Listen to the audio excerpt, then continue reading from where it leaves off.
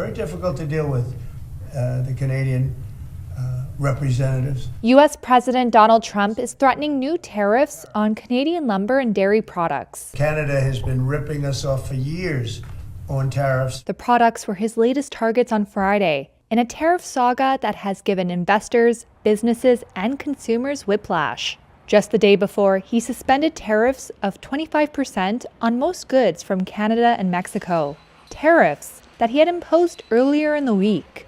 Trump has said that reciprocal tariffs would be implemented on April 2nd instead, to equalize any duty rates between the three countries. Under the 2020 U.S.-Mexico-Canada agreement on trade that he negotiated and signed, there are almost no tariffs on products crossing North American borders. Canada's high tariffs on dairy products to protect farmers is among the few exceptions. They make it impossible for us to sell lumber or dairy products into Canada. There are multiple other Trump tariff actions in play. Next Wednesday, Trump's administration will effectively raise tariffs on steel and aluminum.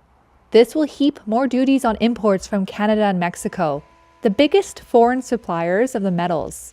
Canada's industry minister says that Ottawa's having a hard time understanding what needs to be done to avoid the tariffs. Trump also mentioned India's high tariff rates on Friday, but said the country had agreed to lower its import duties.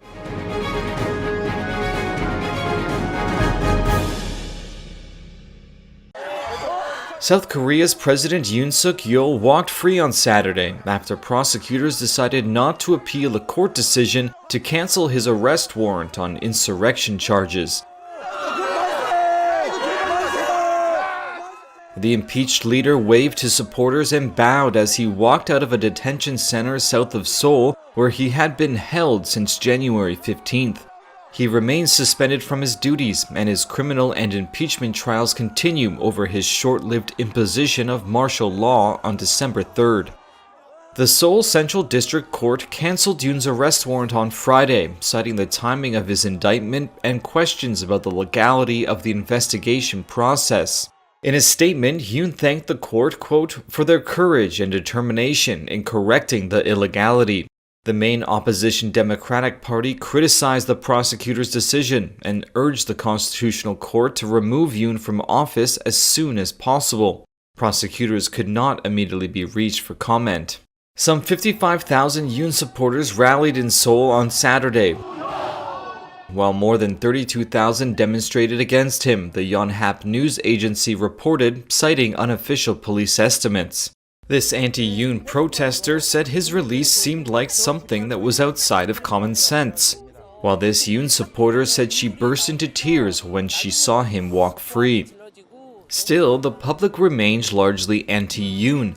60% of respondents to a Gallup Korea poll released on Friday said he should be removed from office, while 35% opposed removing him. In his impeachment trial, the Constitutional Court is expected to decide in coming days whether to reinstate or remove Yoon.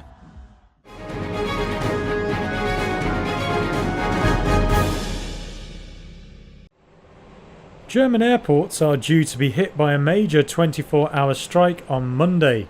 Trade union Verdi called for employees in the public sector and ground handling to walk out. The Association of Germany's Airport Operators ADV warned around 510,000 people would be affected. It further said more than 3,400 flights will be cancelled due to the strike. The move is a major escalation after Verdi staged a number of walkouts last month. Frankfurt Airport said there would very likely be no departures from Germany's main hub and advised passengers to stay away. It also called on those transferring through to check the flight status on their airline's website. Other airports affected on Monday include Munich, Berlin and more. Germany's air traffic control operator said it would not be directly affected by the strikes. The union has demanded an 8% wage increase, or at least a rise of $380 more per month. It also wants higher bonuses and more time off.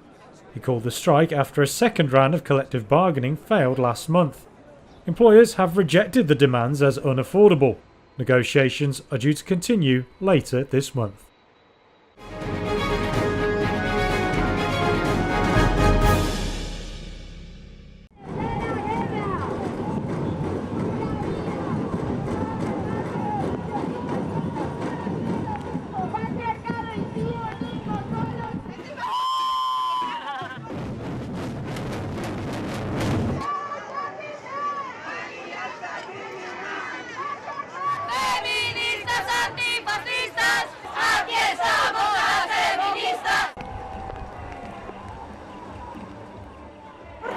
porque estamos en un retroceso.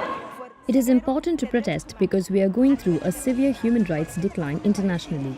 Everything that is happening in Palestine, everything that is happening in the South, in Argentina, where LGBTQ and abortion rights are jeopardized. This is a key moment. We have to defend with our bodies all of those rights that took 30, 40, 50 years to obtain.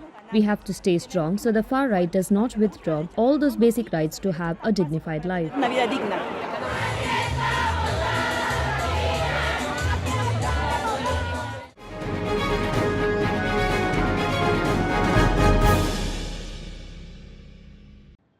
Directors at Japan's third largest automaker Nissan will reportedly discuss potential successors to CEO Makoto Uchida at a meeting on March the 11th. It's due to the worsening performance of the company. That's according to 3 people familiar with the matter. Sources added that candidates being considered include the company's chief financial officer and chief planning officer. And the next CEO could be installed as a temporary or transitional leader. That would give the board more time to find a permanent replacement. The people speaking to Reuters declined to be identified because the information has not been made public. A Nissan representative declined to comment. The March the 11th meeting was first reported by Kyodo News. Shares of Nissan gained 1.8% in Tokyo, outperforming a 2.2% decline in the Nikkei index. The news follows the collapse last month of talks to merge with Honda. The car makers had been discussing a tie-up to create a $60 billion company. But those negotiations were soon strained by disagreements, including over the balance of power between the long-time rivals.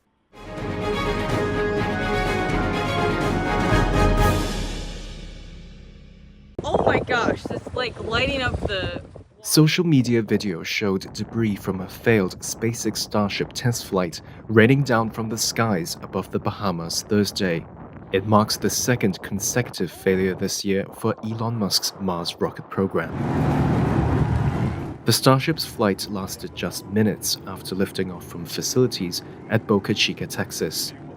A SpaceX live stream of the mission showed it tumbling uncontrollably after multiple engines shut down. You can see we've lost several engines and we've lost attitude control of the vehicle. In a statement, SpaceX said the vehicle experienced a rapid, unscheduled disassembly and contact was lost. It wasn't clear if the explosion was caused by SpaceX's automated flight termination system, which triggers when something on the rocket goes wrong. No way. What is that? The Federal Aviation Administration briefly issued ground stops at airports in Miami, Fort Lauderdale, Palm Beach, and Orlando because of space launch debris.